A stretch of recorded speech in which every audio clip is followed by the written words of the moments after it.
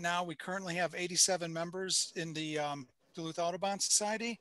And so far we have 50 who have paid current and they're up to date for 2021 dues, but we're still missing 37 people who haven't signed up for 2021. So if any of you are out there and enjoying these talks, these presenters we're getting, and you are going to be attending the walks in the spring, feel free to rejoin. That'd be great. Again, it's $20 for the calendar year, and it goes all the way through December 31st of 2021. So hopefully you'll pay your dues if you're due. Thanks. I think we did. Thank you, Eric. At this time, what we like to do when we get together is to share any news of any sightings we've been seeing at our homes, or as we've been out and about, or if we've been chasing down birds that we've heard about. And so right now I have muted everybody, but feel free to unmute yourself if you are going to share a sighting. Jeff and I and Josh participated in the birdathon over the weekend. And I think what our two highlights were maybe the Merlin and the peregrine. And then what else do we have? Of course, we had the Harlequin duck and a ringneck duck. Those were also good. But the other two were a pretty good surprise for us. Where did you see the Harlequin? Up in Two Harbors. Okay.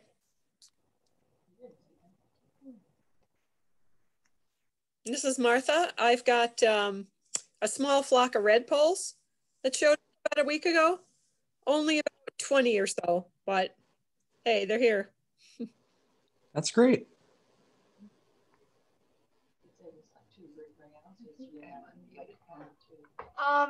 I was up on Lake County Highway 2.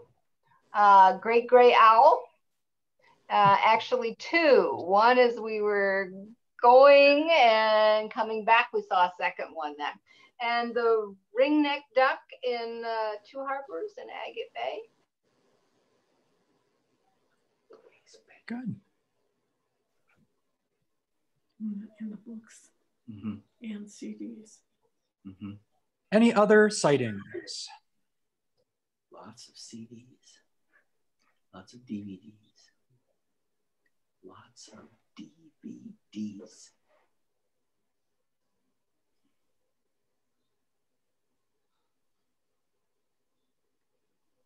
Anybody else have some sightings to share? Have you heard about the Lewis's woodpecker over by Brainerd? I did hear about a Lewis's woodpecker. I didn't know if it was by Brainerd or toward North Dakota a little more, but if it's Brainerd, that's almost worth chasing down. Absolutely. Yeah. A friend of mine has seen it a few times, so we might go and poke around and see if we can find it Saturday if the storm doesn't blow it away. But it's been there for several weeks. And that's definitely a Rocky Mountain, Western woodpecker. So that would be a prize for many people to see. Absolutely. And it's a beautiful bird. It's one worth seeing for sure. Yeah. Named after Meriwether Lewis, I believe. Absolutely. Any other sightings?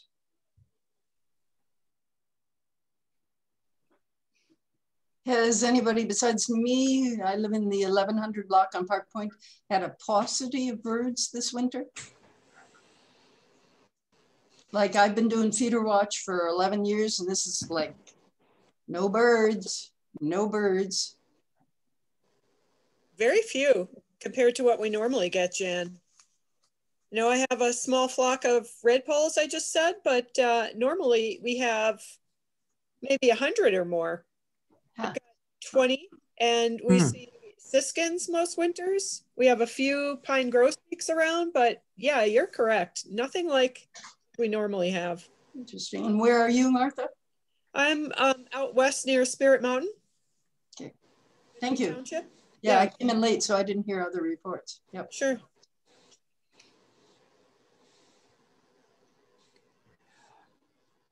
Yeah, I'd say my feeders are, just a few chickadees and red-breasted nuthatch, and not really much going on. And would you usually have more? Yeah, I mean, I usually have some pine We have the siskins and affiliate. yeah, pileated and downy and hairy and a number of them, but yeah, it's Red been a belly. little, it's been slow. It's been slow. Warm weather. They're just finding food elsewhere. Hmm? I don't We know. saw some ducks in Ashland.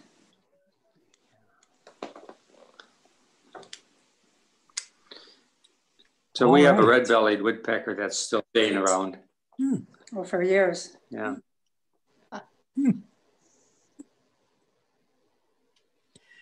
Yeah, a red-bellied is one of those species that are, you know, used to be a lot more rare in this area, but are coming to be sighted more and more, kind of like the northern cardinal as well. Different pockets of cardinals and red-bellies around Duluth. We had a pair of red bellies that We're in nested northern in our place Wisconsin. this year. That We have them nest every were year. great. 2 or 3 fledglings this year, so kind of nice. Good. Jan, would you repeat what you said? We didn't get it, or I didn't. Jan Conley? Oh, Oh. who am I talking to you? Yeah, I didn't hear what you I said. can't find who I'm talking. It doesn't matter. Yeah, It doesn't no, matter. we've had the red-bellied around on a permanent basis for about 5 years, Oh, nice. and that's in northern Wisconsin. Yeah. So, yeah. Very good. Yeah, they're exciting things.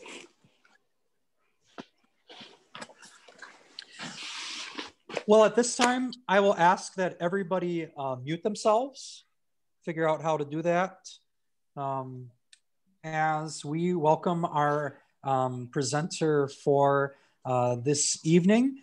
We welcome Walt Ford with us. He's the refuge manager at Rice Lake National Wildlife Refuge, as well as Mille Lacs National Wildlife Refuge. As you've been driving maybe over toward McGregor, maybe you've seen the sign for Rice Lake Wildlife Refuge and wondered what that was all about. So Walt will share with us a bit about his work and the habitat that he deals with over there.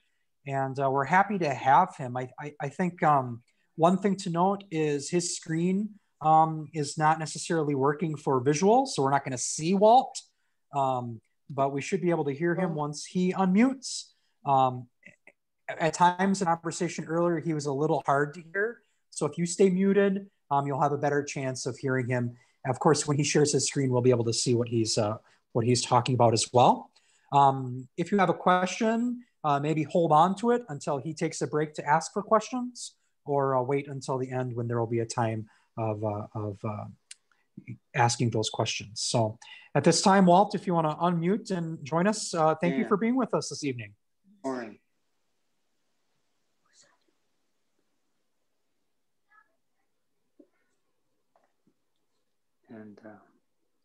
And Howard. Okay, I think everyone hopefully is seeing my screen. I apologize for being invisible, but I have a face for radio anyway, so that works out okay.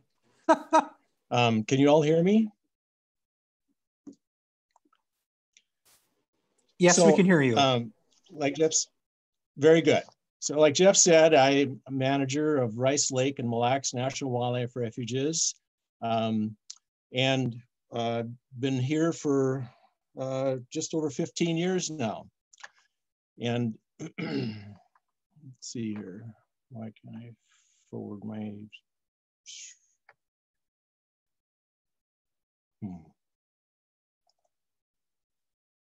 there we go. It's a little slow. So I want to give you a little history lesson tonight, and hopefully it'll flow. I've got chapters, if you will. I redid my presentation, so I'm not sure how it's going to work. You're the first to see it since I reworked it. But anyway, the National Wildlife Refuge System is home to more than 700 species of birds, 220 species of mammals, 250 reptiles and amphibians, 1,000 fish species and countless invertebrates and plants. And there is at least one National Wildlife Refuge unit in each of the 50 states and 5 US territories. It is also home to nearly 300 endangered or threatened species, and more than 50 refuges were established solely for the purpose of protecting threatened and endangered species. Also, we are home to 110 million acres in the National Wilderness Preservation System. 21 million acres of that is nationally designated wilderness. 90% of our wilderness is in Alaska, but that 21 million is approximately 1/5 of the total national designated wilderness in the US. And we have 75 wilderness areas on 64 refuge units. But we also manage approximately 740 million additional acres of submerged lands and waters in 5 national marine monuments outside of the refuge boundaries, including the Papahanau'amuakua. I say that pretty well, don't I? I practiced for an hour saying that. Which is 583,000 square miles. The Marianas Trench, which, as you may know, is the deepest point in, at least the known deepest point in the oceans, and the Pacific Remote Islands Marine National Monument. We have nearly 400 refuges open to hunting and another 331 open to fishing. In that last line, I mentioned we have 250 refuge officers helping to protect all those acres and all those areas. So I would say that law enforcement wise, we're a little underrepresented than what we probably should be. But I would like to also give a little summary of the other Fish and Wildlife Service programs that we have. So as you know, we are part of the US Department of Interior, and we have the Ecological Services branch within the Fish and Wildlife Service. They have about 105 offices and sub-offices. They are instrumental in doing the listing and delisting of threatened and endangered species. We have our Fisheries Division. There's 70 national hatcheries, 9 fish health centers, and 7 fish technology centers.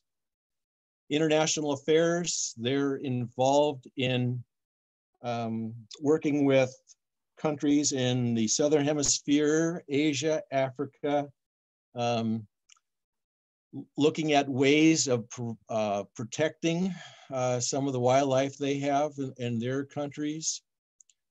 We have a number of offices strictly involved in law enforcement, and a lot of what they do is trying to interdict smuggling within the US ports, ship or air.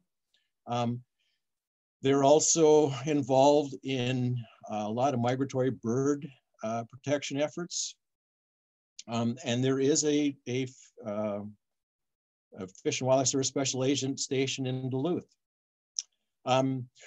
We have the Partners for Fish and Wildlife program, and they work very closely with the National Wildlife Refuge System. A lot of times the biologists or the maintenance folks on the refuges, they work with the Partners program in doing habitat restoration work on private lands. The Migratory Bird Office, they're involved in setting hunting seasons for migratory waterfowl. And then we also have the Wildlife and Sport Fish Restoration. They're the ones that handle all the grants to go to states and tribes for access oftentimes. And it's where the bulk of our money goes is to these grants to the states. So the money that comes in through the Pittman-Robertson Act or the Dingell-Johnson Act, those surcharges on sporting equipment, fishing equipment, then they dole that money back out to the states. And total employment within the Fish and Wildlife Service is approximately 8,000. So who we are. Our mission within the National Wildlife Refuge System is conservation management and, where appropriate, restoration of fish, wildlife, and plant resources and their habitats within the United States for the benefit of present and future generations. We often are confused with the DNR. We are not the DNR. We are proud to work very closely with the DNR, but their mission is a little different. It says their mission is to work with citizens to protect and manage the state's natural resources, to provide outdoor recreation opportunities, and provide for commercial uses of natural resources in a way that creates a sustainable quality of life. You will notice that we do not have anything about commercial uses within our mission statement. We are also not the UPS. You'd be surprised because our uniform is brown. People assume brown is UPS. They're more familiar with them than they are the National Wildlife Refuge System. In fact, my daughter, when she was about 3, the UPS man came to the door and she goes running over, "Daddy, Daddy," and grabs UPS's guy's leg and looks up and says, backed up, realizing only then that the UPS guy wasn't her daddy. And we're not the Park Service, we're not the Forest Service, and we're not this guy. We don't wear the big hats as a rule. I'm going to do a special shout out to the National Park Service because everyone tends to call a refuge a park. Pretty much everybody I know, "How was the park?" You know, when they're talking to me. The differences are not so stark when you look at the amount of land acres we manage or the units we manage. But when you start looking at the employees, number of employees, we have 2,700 employees for more acres, and they've got almost 19,000 employees. Of course, their visitation is 318 million, and we're only 61 million. And the budget is far different, of course. So while we are sister agencies, the level of visitation we get and the type of work we do is somewhat different. Our budget has been up and down, and it certainly hasn't kept been on track to stay even with inflation. I didn't find a new one to update this, but you can see where the green line is saying that if we wanted to stay consistent with our 210 budget, we should have now roughly $620 million. And if you look at the very bottom of the screen here, our fiscal year 20 budget was 502 million. And in 21 now it's 504 million. So we are considerably less able to maintain and manage our lands compared to what we were able to do 10 years ago. The first National Wildlife Refuge was established in 1903, Pelican Island. The largest is the Arctic Refuge. That's almost 20 million acres. And the smallest I have the proud honor of managing is the Mille Lacs Refuge. It's less than 1 acre.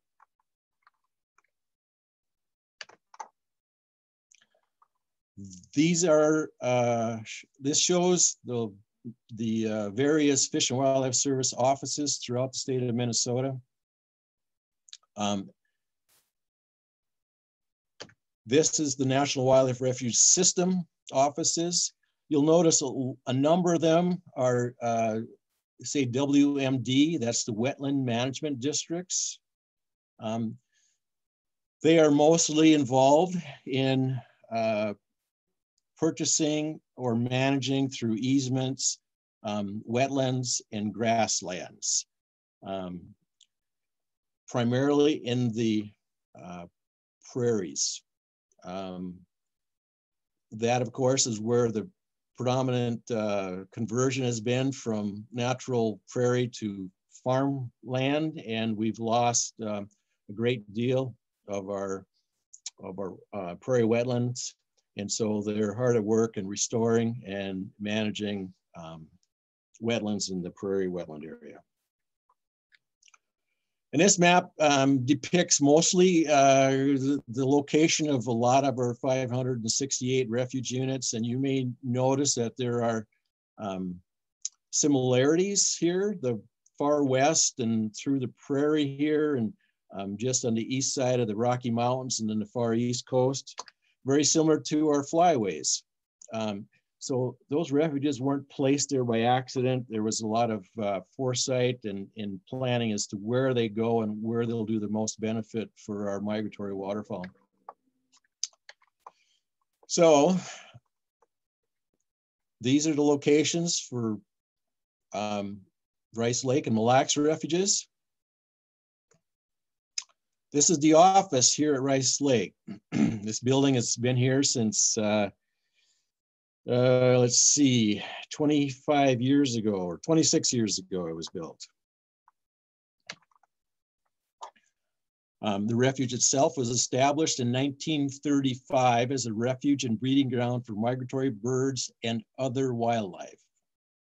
Total acreage is just over 18,000. We have an estimated visitation of 30,000 people per year. And our primary activities are hunting, fishing, hiking, wildlife observation, nature photography, cross-country skiing, snowshoeing.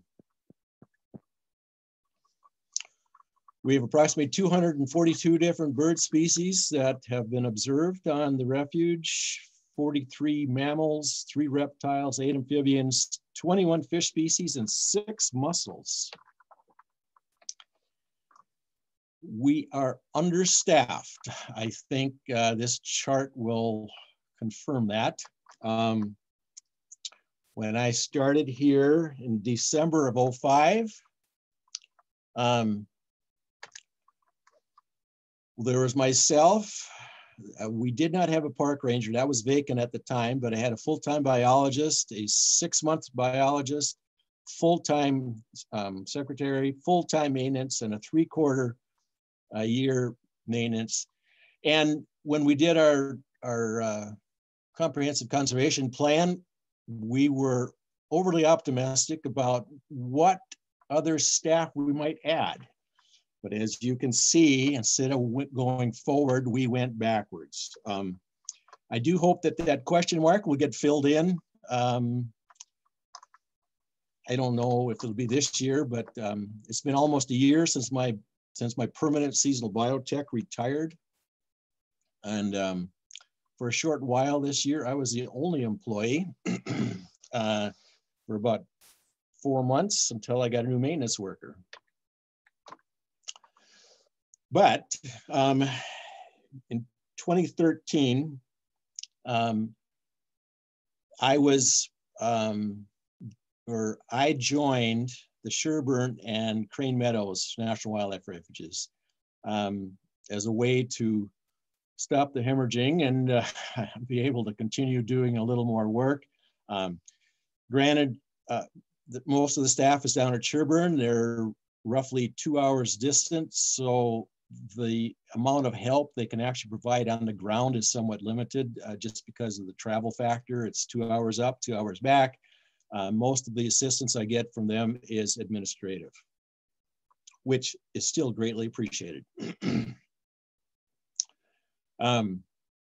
So when it was established in '35, it was called the Rice Lake Migratory Waterfowl Refuge. And we were actually part of the Biological Survey or Bureau of Biological Survey. And then in 1940, our name was changed to the Rice Lake National Wildlife Refuge. And it was established by President FDR. Interestingly enough, prior to the refuge being established, in June of 1935, there was an agreement put in place called the Collier Agreement, which was signed by the heads of the Bureau of Indian Affairs and Biological Survey, and it guaranteed Indians the priority ricing privileges on Rice Lake Migratory Waterfowl Refuge. I don't know exactly how old that photo is on the lower part of your screen there, but it's probably from the 50s. This particular one is from 1944. And you will notice that the tradition is to pull from the front of the canoe. Interestingly enough, the local racing committee with the local East Lake band, they have regulations that they put out on the lake. And I don't know that they require it, but they really strongly want everyone to pull from the front, even now. And I don't know if it's just the cultural aspect. I've heard them talk about how they say it actually does less damage to the rice when they're pulling. I mean, personally, I think it's backwards. I think you would want the person with the knocking sticks up front. I think there'd be less rice knocked into the water with the puller in the back. But 1967, these photos are from. Ricing was a huge deal. The Refuge was in charge at the time. They issued permits, first come, first served basis on a daily basis. The racing season was only open, I think, for 10 days. And buyers came from, I don't know how far away, but the natives then sold their rice when they came into shore. And it was a big money-making endeavor for them. This gentleman is pulling from the back, and I don't know if he was from some other band in Minnesota. I believe this picture's from Rice Lake, but he's pulling from the wrong end. But I don't know the history of this photo, unfortunately. And this was a scene on the South Landing from this fall. Ricing is still an important endeavor for many of the Native Americans in the area. But I would say it's not done so much to raise money, sell commercially. It's more of a cultural connection. I can't tell you exactly how many canoes per day are out there. We no longer regulate it. We haven't regulated the number of people going in for over 20 years.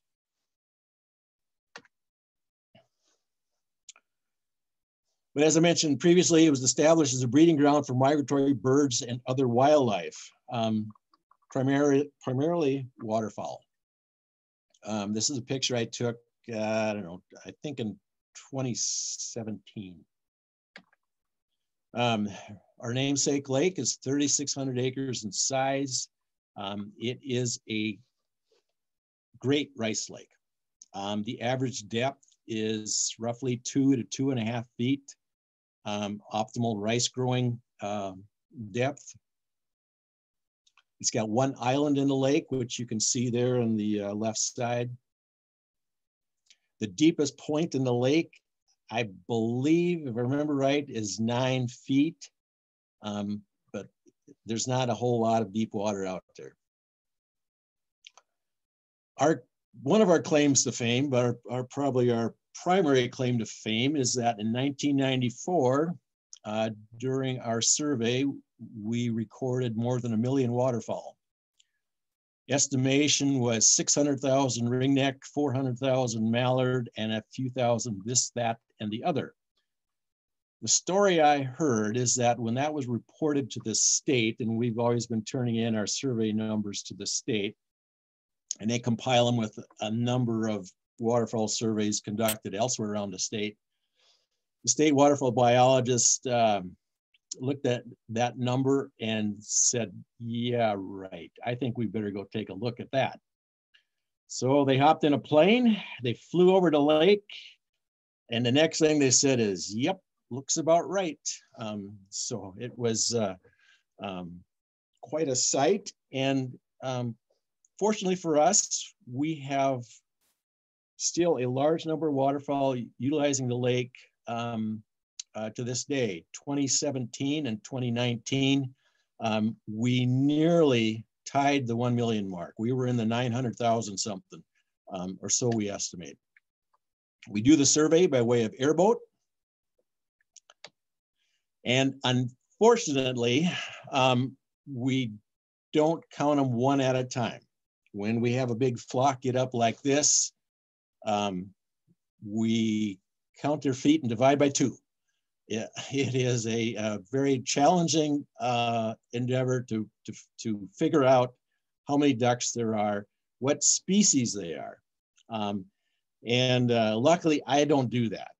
Of course, with the lack of staff now, maybe I'll have to learn how to do this too, but it is challenging to say the least. And ducks have always been important here at Rice Lake. Back in the 1890s, there was a lot of market hunting going on, and the mallards were sold for $3 per dozen, and blue-winged teal $2.20. They were packed in barrels, thrown on a train, and shipped down to the Twin Cities.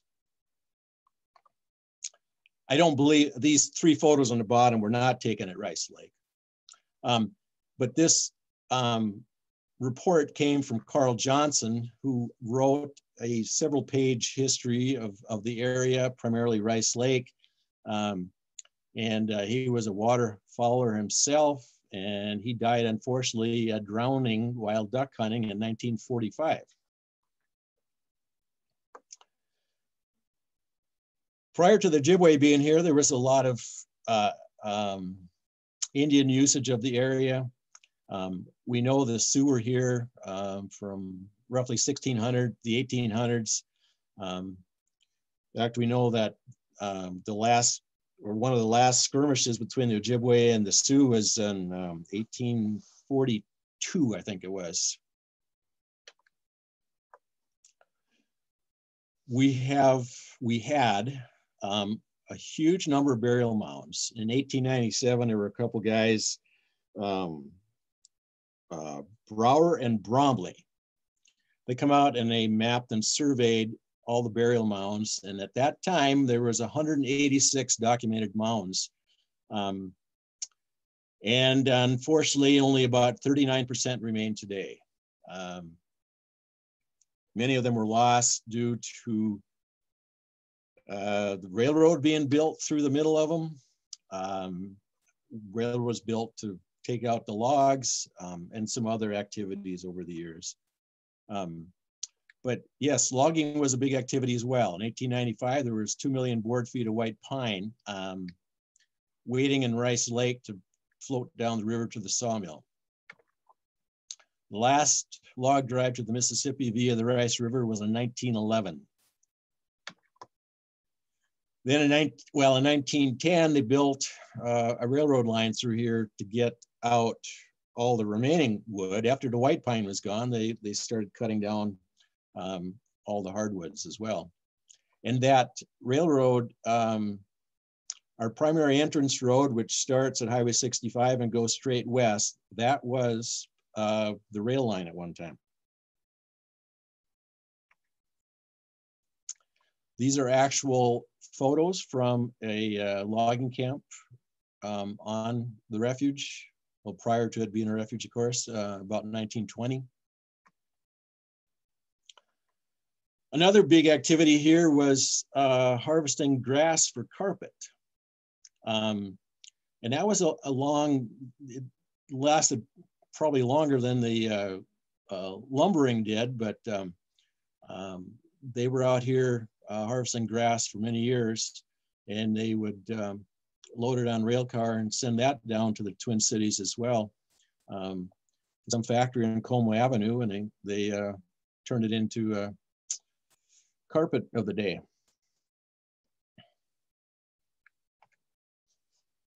Cattle ranching occurred here as well.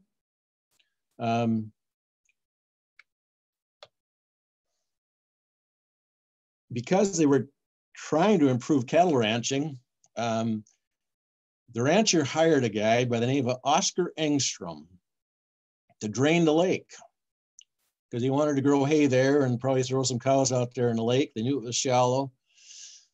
Now, there's a lot of guys running around today that think they're he-men, but I would beg to differ when you think about what Oscar did here. In 55 days, by hand. He dug a ditch, 222 rods, in other words, almost 4,000 feet, 6 foot wide and 2 feet deep. This is an aerial photo from 1939 showing the ditch that he dug by hand, and it's straight as an arrow as well. Just unbelievable that one individual could do so much work in such little time. I wish there was a picture of Oscar. But also, interestingly enough, that ditch is still visible in its 2015 Google Earth image. You will see there's a larger ditch there as well. But in the circle, you will see remnants of that Oscar Engstrom ditch.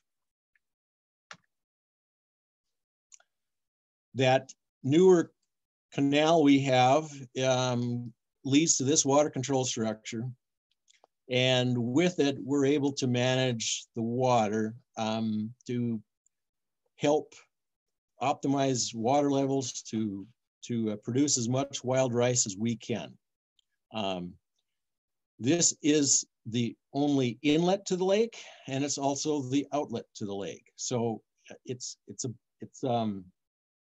we have another water control structure several miles downstream that I can close. I don't close it generally all the way because I want to leave a little open for fish passage.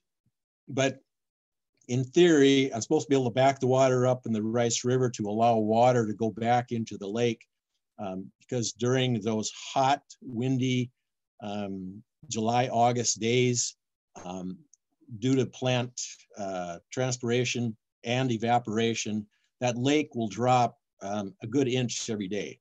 And so it's hard to keep enough water in the lake until the rice matures without these water control structures. So when the refuge was established in 1935, you must remember it was a dust bowl, the Great Depression. Waterfowl wildlife populations were in general decline throughout the United States. And locally here, most inhabitants didn't have an income. The land went into tax forfeiture. Many of them had bought land sight unseen. They were out east someplace and they wanted to strike out on their own, provide for themselves. And they bought this prime farmland from some realtor. And they got here and they ended up with their 40 acres or whatever it was and realized that it was a lot of swamp oftentimes. And it was very poor farmland. It was a hand-to-mouth existence. So when 1935, or when the refuge was established, they had already gone through and talked to all these individuals. And I've got some records here that talk about certain families. They list the husband's age, the wife's age, the age of the children, and they might say something like 2 cows, 14 pigs, and a dozen laying hens. Sometimes they even have in there a little bit about what kind of worker the man was. You know, was he lazy? Was he a good worker? Thinking about future workforce if they establish this refuge.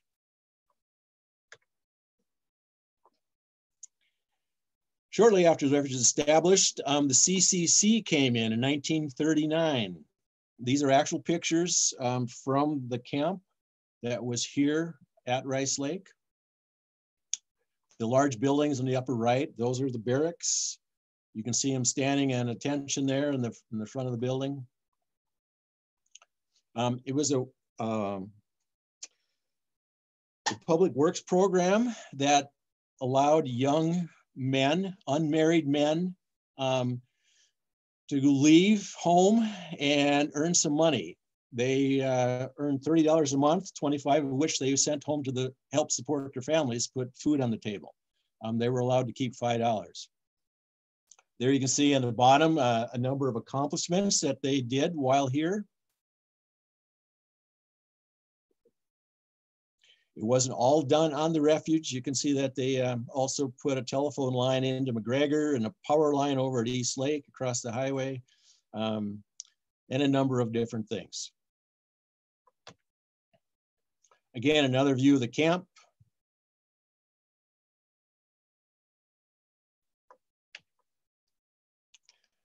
And the only thing remaining of the CCC camp is the rock garden.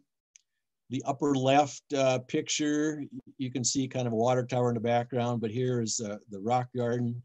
And the lower right picture, you can see this large rock that these two young men are standing on. I believe it's the same rock right here.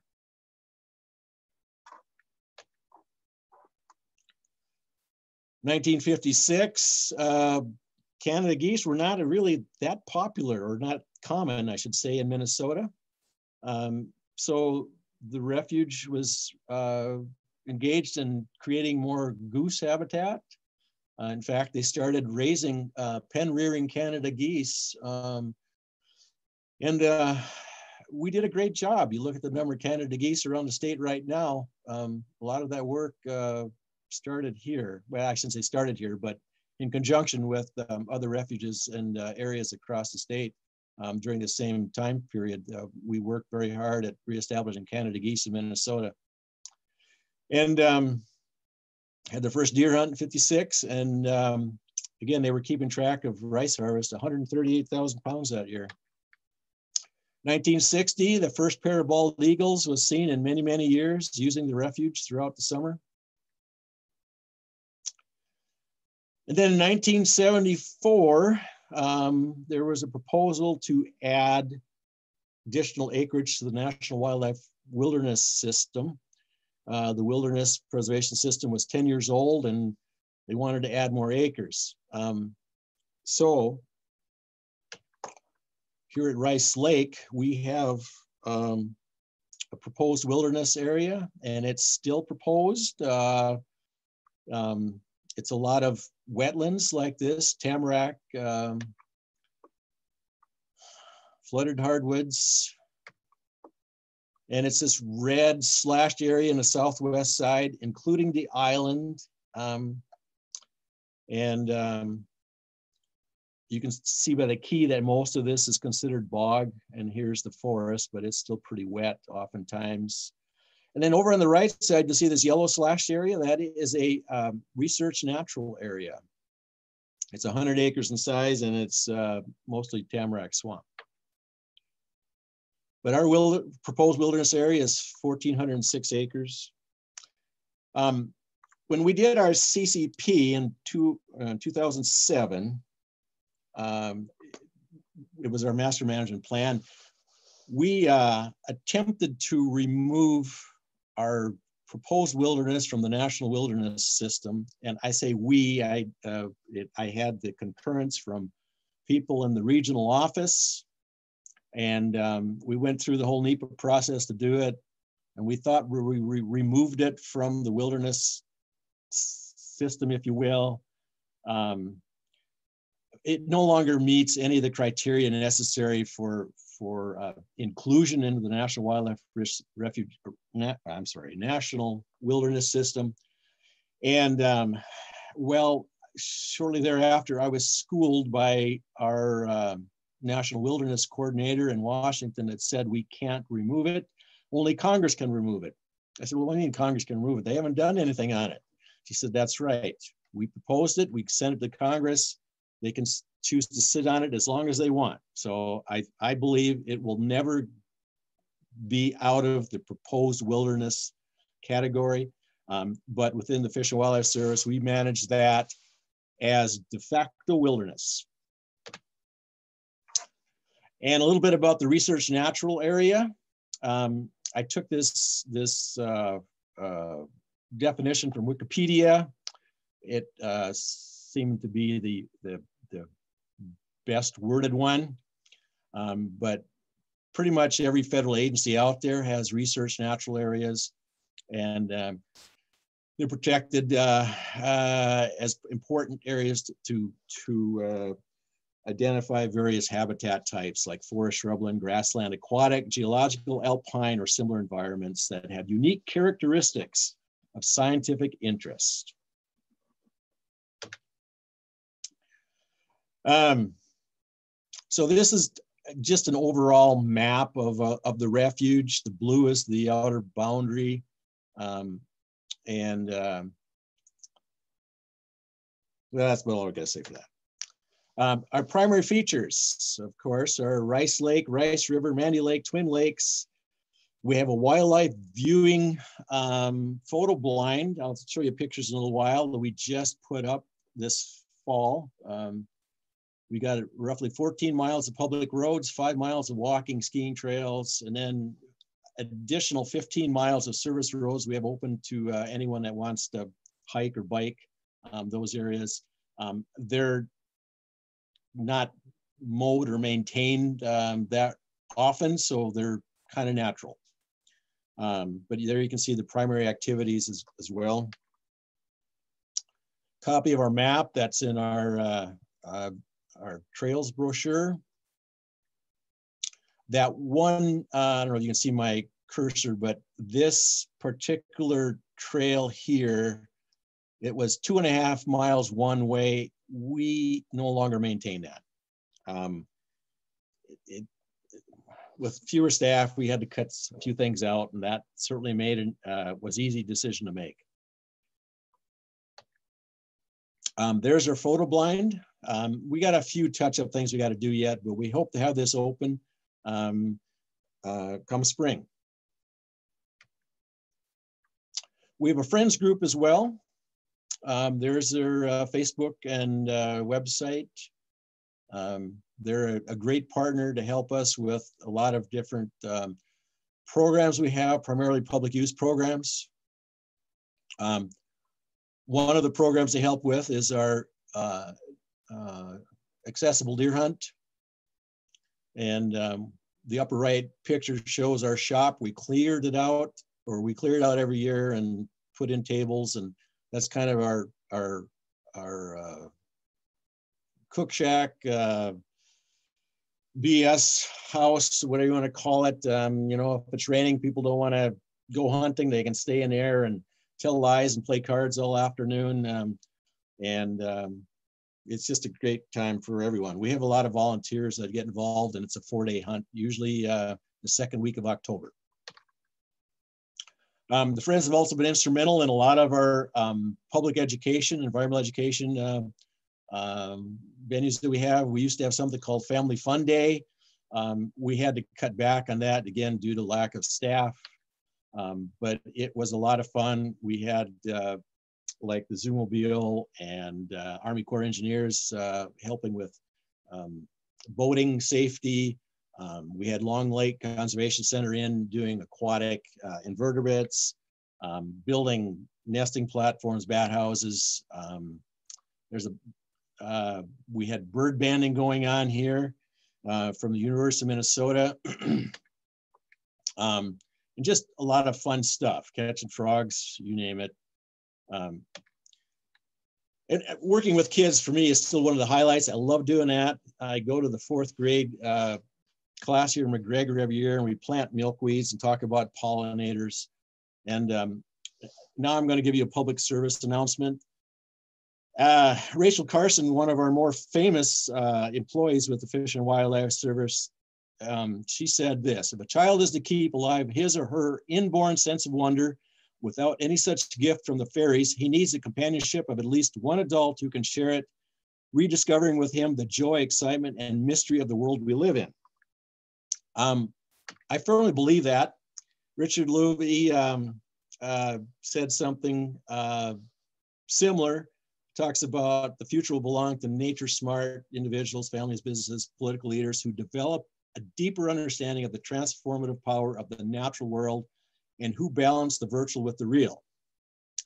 The more high-tech we become, the more nature we need.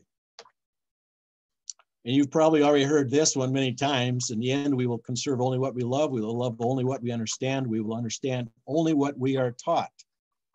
And so that public service announcement is just to encourage all of you. And I know I'm preaching to the choir here, but whatever you can do or we can do together to help bridge the gap that is growing ever wider from our wired youth to our natural environment, the better our future and the future of our environment will be.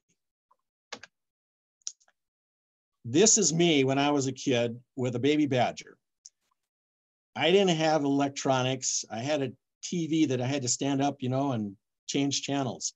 I didn't know what a computer was. And so it came natural for me, but it's not natural for most kids these days. And so we all need to work hard to get our kids out and about, whether it be, when I say our kids, I mean your neighbor, your niece, your nephew, whoever, whatever kid you find. Okay, I'm jumping off the soapbox. Now we're going to talk about Mille Lacs. Mille Lacs was established way back in 1915 when Spirit Island was set aside for protection. Then it was expanded in 1920 when Hennepin Island was added, and it is to preserve as a breeding ground for native birds. They're located on the south end of Lake Mille Lacs. Normally, when we go visit our islands, we launch here at the Cedar Creek Boat Landing. It's about a 2-mile trip from here to Hennepin. And it's, I don't know, about 8 miles over to Spirit Island. We don't go on extremely windy days. The waves are just too big. But this is a view of Hennepin Island on the top, Spirit Island on the bottom. Hennepin Island is a much lower profile.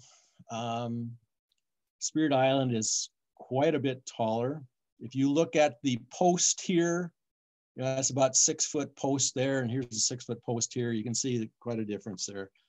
And the structure as well. The rocks are much larger on Spirit Island. So what's important about Mille Lacs is we've been having a common tern colony, and as you all know, common tern are not all that common in Minnesota. There's about, I forget, it changes a little bit from year to year, but there's 7 or 8 common tern colonies in Minnesota. The one at Mille Lacs has been one of the larger ones for many years. You look at this chart here and you will see common tern pairs are in red. And for a long time, they were just hovering, you know, 50 pair to 0 for many years. Then here in about 1992, we started putting out this protective string grid to help protect the nests from the pesky ring-billed gulls, which are shown in green here. And we didn't have to worry about cormorants. They really didn't make an appearance on Mille Lacs until 2003. But it's just a very difficult thing because of the substrate, the nesting substrate that the common terns need. They like the little pea rock, and obviously it's hard to find pea rock in Spirit Island, so they're mostly on Hennepin Island. Well, they have been for a long, long time. We tried to augment the pea rock on Hennepin Island. Of course, how do you do that? Well, in the winter, we truck some pea rock out there, and then we spread it around.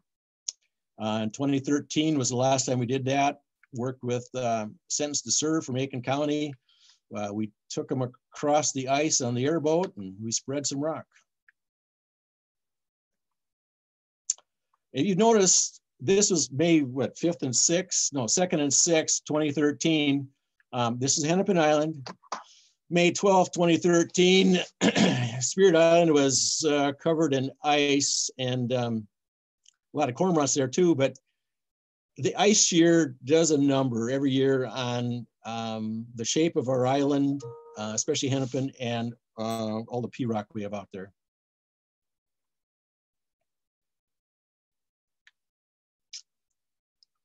And here's pictures of, is there a question? I see fingers. I don't know about the fingers, Walt, but we're usually quit at about 8 o'clock. So. Okay. Well, let me zip through really quick. The problem has been the low-lying island, as you can see. Here we have June 15th, 12. here we have July 5th. I mean, and it's just, this is June 02, August 02. It's impossible to really protect the terns. Floods wash the eggs down, and the terns they can't count, and there they are putting a nest together with 8 eggs.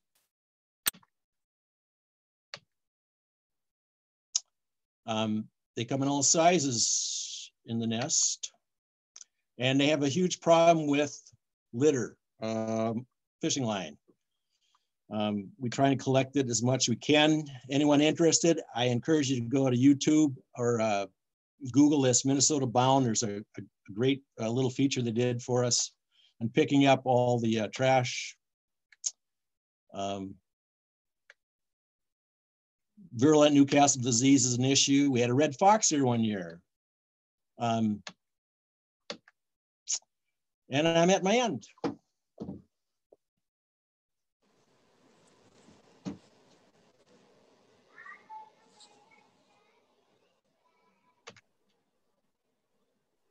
Anybody have any thoughts or questions for Walt? Well, we certainly commend you for the work you do, but we realize that the lack of funding for the National Wildlife Refuge is a concern, and I'm just wondering how much of that is influenced by current politics, and is it just a matter of which administration is in charge, whether they care about nature or not? Well, Congress has the purse strings. The president, they put out what they think an agency or a department should get, but it's really up to the House and Senate to determine how much money ultimately goes to the various government agencies. Okay.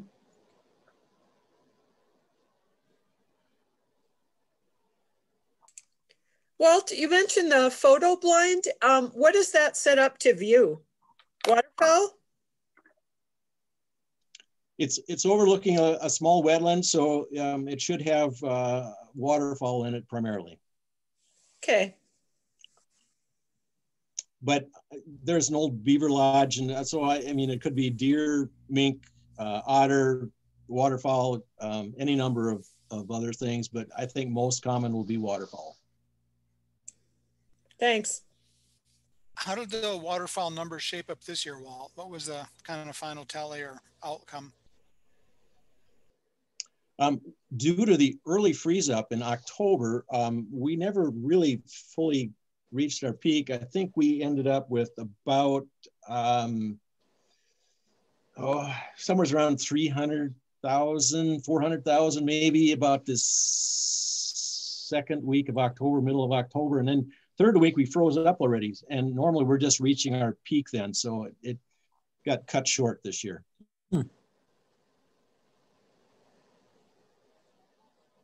Are there any black terns that nest on Mille Lacs Island or Hennepin Island? No. Yeah. We have not seen them there. One of the pictures, I'm predicting we're going to see less cormorants, especially on Hennepin Island, and we're going to start seeing the white pelican nesting.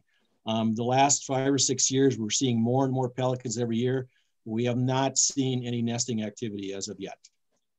Well, do you do anything to discourage cormorants or pelicans from using the island to help the terns? Yeah, so I kind of sped through that after I got my 2-minute warning, but we have constructed a string grid there with strings essentially 3 feet apart to keep the cormorants and the ring-billed gulls from nesting where the terns need to nest. But I thought you indicated that hadn't worked very well. Is that good or not? Well, no, that worked well. It just takes a lot of effort for us to go out there. We try and get out there 1 time a week, but it's the the heavy rain events, the storm events that wash the waves over the lower end of the island, which is the biggest detriment to the successful tern nesting. And the ice events, yeah. Yeah. Thank you.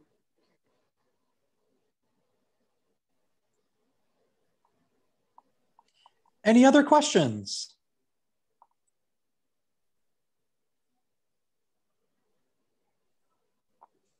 If there are no other questions, I just want to say thank you for your time. It's been a pleasure speaking with you. And if you have any other questions, don't hesitate to either call me or email me. I see my address there.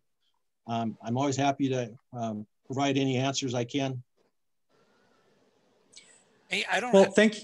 Let me just interject one quick comment. I don't have any additional comments, but anyone who's left hanging on the phone, it's really a wonderful place to go see and visit and bird.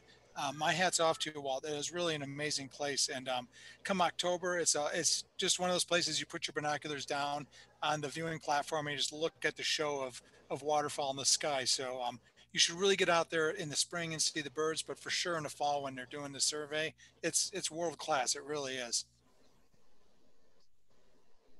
Thank you. I agree. Mm-hmm. Well, thank you, Walt, for being with us this evening. But more than that, thank you for the good work that you are doing on all of our behalf with Rice Lake and Mille Lacs. Thank you very much. Thank you. So just to note, once again, if you appreciate these programs each month, continue to join us for them as we hold them. We look forward to the possibility of getting back together for our Warbler Walks this spring. And if you appreciate all these things, drop by the Duluth Audubon website and become a member and help to support our organization and the work that we do. Just to note that February 11th will be our next time together, and we will welcome Haley Appelman to be with us. I believe she's with the Cable Natural History Museum, and she'll talk with us about how animals learn. So kind of a fun topic to get in the mind a little bit of what critters are thinking and how they learn. So please look for information on our website and email and Facebook about that February program. So thank you all for being with us tonight. Thank you. Thanks. Yep. Happy New Year. Happy New Year to you.